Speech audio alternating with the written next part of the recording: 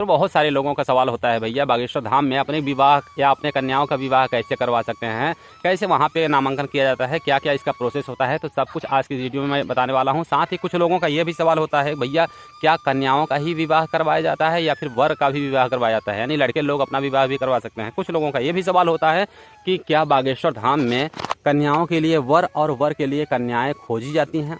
तो आज आपके सारे सवालों का जवाब मैं देने वाला हूं। हालांकि मैं पहले भी इस तरह की वीडियो बना चुका हूं, एक दो वीडियो, जिसमें मैं बागेश्वर धाम कन्या विवाह महोत्सव की पूरी जानकारी दे चुका हूं।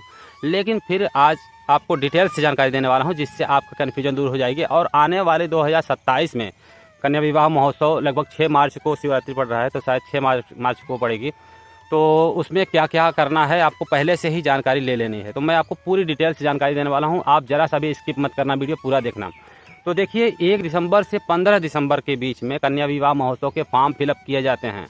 आप 15 दिसंबर के पहले 1 दिसंबर से 15 दिसंबर के पहले कार्यालय बागेश्वर धाम पहुंच जाइए। वहां से फॉर्म मिलेगा, फॉर्म आप उठा लीजिए और फॉर्म को भर लीजिए। वहां पे एलिजिबिलिटी यानी पात्रता क्या है वहां पे सब कुछ लिखा रहेगा। अगर कन्या के पिता नहीं हैं, माता नहीं है, गरीब हैं, घर टूटा हुआ है या हैंडीकैपेड है, आँख से अंधे हैं, कान से बहरे हैं, या फिर मतलब समझ रहे हैं ना, पात्र कौन होता है आप समझ सकते हैं। जितने आप ज़रूरतमंद होंगे आपकी शादी उतनी ज़्यादा पक्की मानी जाएगी।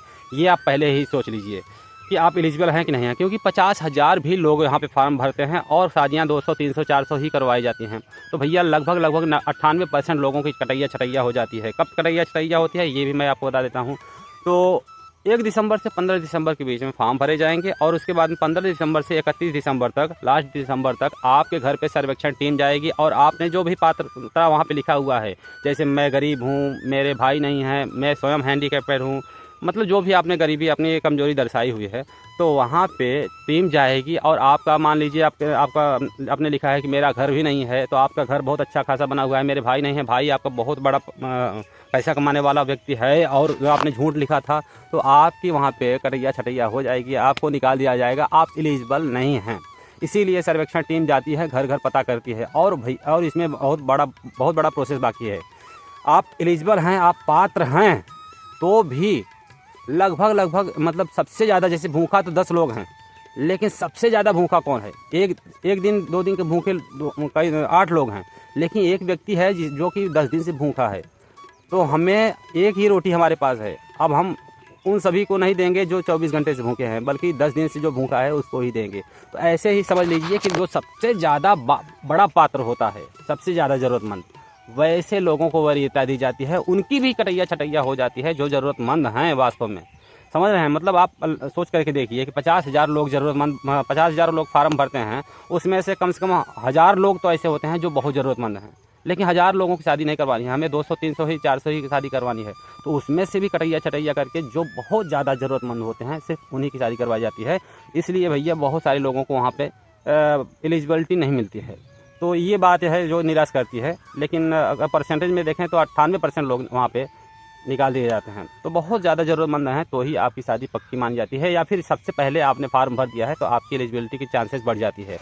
अब ये देखिए 1 जनवरी से लेकर के 15 जनवरी के बीच में आपके जो है वहाँ पे जो फॉर्म आपने भरा हुआ है, तो उसमें जब सर्वेक्षण टीम जा करके आपके घर पे मतलब सब कुछ यहाँ पे दस्तावेज जमा करती है, तो 31 दिसंबर के बाद से 1 जनवरी से लेकर के 15 जनवरी तक में धाम में यही कार्य चलता है कि भैया उन लोगों को निकाल दो जो पात्र होने के बावजूद भी बहुत सारे लोगों को निकाल दिया जाए। मैंने बताया ना, तो वहाँ पे सिर्फ उतने लोग गिन चुन करके निकाले जाते हैं जितने लोगों की शादियाँ करवानी होती हैं, 200, 300, 251। तो उन सभी लोगों को निकाल दिया जाता है, सिर्फ बहुत ज़रूरतमंद को ही सिलेक्ट किया जाता है। अब 15 जनवरी के बाद में घर वालों को सूचना दी जाती है, उन सभी के घर वालों को सूचना दी जाती है जिनके घर में फार्म भरे गए हैं, जिनकी मतलब एलिजिबिलिटी, जिनकी पात्रता स्वीकार कर ली गई है। वो बता दिया जाता है कि आपके घर के यानी आपकी बहन बेटी की शादी वहाँ से धाम से हो रही है और वस्त्र आभरण सामान सब कुछ मुहैया करवा दिया जाता है। घर वालों का 1 रुपये खर्चा नहीं लगता है। जो लोग बोलते हैं कि खर्चा लगता है, कहीं भी आपको 1 रुपये खर्चा नहीं देना है। कहीं भी इस कार्य में आपको मिलना ही है, आपको कहीं देना नहीं है। तो आपके घर वालों को भाड़ा किराया भी दिया जाता है, वस्त्र आभरण दिए जाते हैं ताकि आप अच्छे वस्त्र पहन करके वहाँ पे पहुँचें। मतलब आप समझ सकते हैं कि आप किसी भी प्रकार की 1 रुपये भी नहीं लगाना है। अब धाम पे जब भी विवाह होता है, फरवरी लास्ट में भी होता है, कई बार जो है शिवरात्रि कई बार मार्च में भी पड़ जाता है, जैसे इस बार 6 मार्च को पड़ रहा है। तो शिवरात्रि के दिन आप सभी वहाँ पे विवाह महोत्सव में शामिल होते हैं। तो ये पात्रता है जो कि जनवरी के बीच में लास्ट जनवरी तक में कर लिया जाता है। तो लास्ट जनवरी तक आप सभी के घर वालों को सूचना दी जाती है कि भाई आप सिलेक्ट हो गए हैं। तो अच्छा, एक कन्फ्यूजन इसमें लोगों को रहता है, भैया अगर मैं लड़का हूँ, क्या मैं अपनी शादी कर सकता हूँ? तो भाई वहाँ पे मैं आपको बताना चाहूँगा कि वहाँ पे लड़की या लड़के खोजे नहीं जाते हैं, नहीं, लड़कियों की शादी होती है। ध्यान दीजिए, लड़कियों की शादी की जाती है और वर की खोज नहीं की जाती है वहाँ पे। अगर वर की खोज गुरुदेव महाराज करने लगेंगे तो कितनी बड़ी रिस्पॉन्सिबिलिटी बढ़ जाएगी, जिम्मेदारी बढ़ जाएगी कि भैया आपने कैसा विवाह करवा दिया, मेरे बेटी को ये हो गया मतलब समझ रहे हैं ना। तो ये दुनिया भर की मतलब समस्याएं हो जाएंगी गुरुदेव जी के लिए। इसलिए ऐसा नहीं किया जाता है कि वर की खोज की जाती है। शादी आपको करनी है, आपको वर की खोज करनी है। आपके शादी विवाह की जितने भी सामग्री है, वस्तुएं हैं, जितने भी ज़रूरत चीज़ें हैं, वो सारी मुहैया की जाती हैं और कन्यादान किया जाता है। लेकिन आपके वर को खोज नहीं करेंगे वहाँ पे। कुछ लोग कहते हैं कि किसी के आगे पीछे कोई नहीं है, क्या मेरे लड़की के लिए कोई अच्छा योग्य वर मिल सकता है वहाँ से? तो भैया ऐसे होते तो नहीं हैं वहाँ पे कि वर खोजे जाए, कन्या खोजे जाएँ। आप खोजाई का काम आप स्वयं करते हैं, लेकिन कुछ 2-4 लोगों की ऐसी भी शादियाँ वहाँ पे हुई हैं अभी तक, जिनके आगे पीछे कोई नहीं था, तो वहाँ पे वर भी खोजे गए हैं कन्याओं के लिए। तो कन्याओं के विवाह के फॉर्म भरे जाते हैं, वर के फॉर्म नहीं भरे जाते हैं। और कन्याओं के विवाह के फॉर्म भरे जाते हैं तो कन्याओं के घर वालों की ही रिस्पॉन्सिबिलिटी में, उन्हीं लोगों के देख रेख खोज में वर की खोज की जाती है, न कि गुरुदेव जी या धाम के द्वारा की जाती है। तो आप अपने कन्या के लिए वर की खोज स्वयं करेंगे, कन्याओं का फॉर्म भरा जाता है, वर की मतलब खोज करने के बाद में वहाँ पे शादी की आपूर्ति की जाती है, खर्चे की आपूर्ति की जाती है, न कि आपको वर खोज करके देंगे। तो ये एक कन्फ्यूजन निकाल दीजिए। कुछ लोग ये बोलते हैं भैया मैं दूर दराज से हूँ, मैं दूसरे मजहब से हूँ, तो क्या मेरी शादी हो सकती है? जी हाँ, बिल्कुल हो सकती है। अगर आप पाकिस्तान से नहीं हैं, बांग्लादेश से नहीं हैं, तो आप भारत से हैं, तो आप एलिजिबल हैं। आप पात्र होने चाहिए, गरीब होने चाहिए, कमज़ोर होने चाहिए, हैंडीकैप अगर हैं, आँख से अंधे हैं, कान से बहरे हैं, या फिर किसी भी प्रकार से मतलब परिवार में कोई नहीं है, घर टूटा हुआ है, खाने के लिए लाले पड़े हुए हैं, उस समय आप एलिजिबल माने जाते हैं। हाँ, बहुत सारे लोगों को निराशा होती है। मैं आपको बता दूँ, बहुत सारे लोग यहाँ पे निराश होते हैं, क्योंकि बहुत सारे लोग एलिजिबल होकर के भी वहाँ पे मतलब सेलेक्ट होते हैं, समझ रहे हैं ना, सेलेक्ट नहीं हो पाते हैं। तो इसलिए ऐसे बहुत सारे लोग निराश भी होते हैं, क्योंकि भैया गुरुदेव जी महाराज को करवानी है 200, 300, 400 शादी। अब उसमें 40,000 लोग फॉर्म भरे हुए हैं, तो उसमें 1000 लोग तो ऐसे होते हैं जो पात्र होते हैं, ज़रूरतमंद हैं। लेकिन उनमें भी कटैया छटैया करके उतने ही लोगों को लेना होता है जो बहुत ज़्यादा ज़रूरतमंद है। मान लीजिए कि 10 लोगों को भूख लगा हुआ है, जिसमें 2 लोगों को 10 दिन से भूखे हैं और 8 लोग 24 घंटे से भूखे हैं। तो आपके पास 1 रोटी है, तो आप किसे पहले देंगे? जो 10 दिन से भूखा है, ना कि जो 24 घंटे से भूखा है। भूखे तो सभी हैं, लेकिन सबसे ज़्यादा जो भूखा है उसी को आप देंगे। ऐसे ही वहाँ पे भैया जो सबसे ज़्यादा ज़रूरतमंद होता है, ऐसे लोगों को ही सिलेक्शन मिलती है।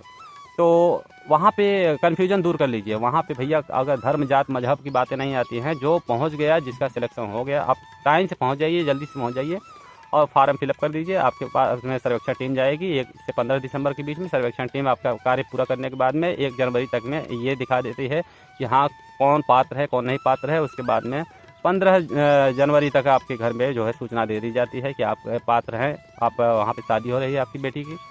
तो ये सारी चीज़ें हैं, कन्फ्यूजन दूर कर लीजिए। और लड़कों की शादी वहाँ पे नहीं खोजी जाती है, लड़कियों की शादी करवाई जाती है। लड़कियों के घर वालों के ही देख रेख में, खोज में वर की खोज की जाती है।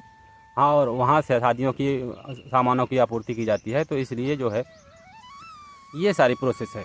और मैं आपको एक बात फिर से बता दूँ, 1 दिसंबर से 15 दिसंबर के बीच में ध्यान रखना है, आपको फॉर्म भरना है। फॉर्म भरना केवल ऑफलाइन ही रखा गया है, ऑनलाइन इसलिए नहीं रखा गया है क्योंकि फार्म की संख्या बढ़ जाएगी।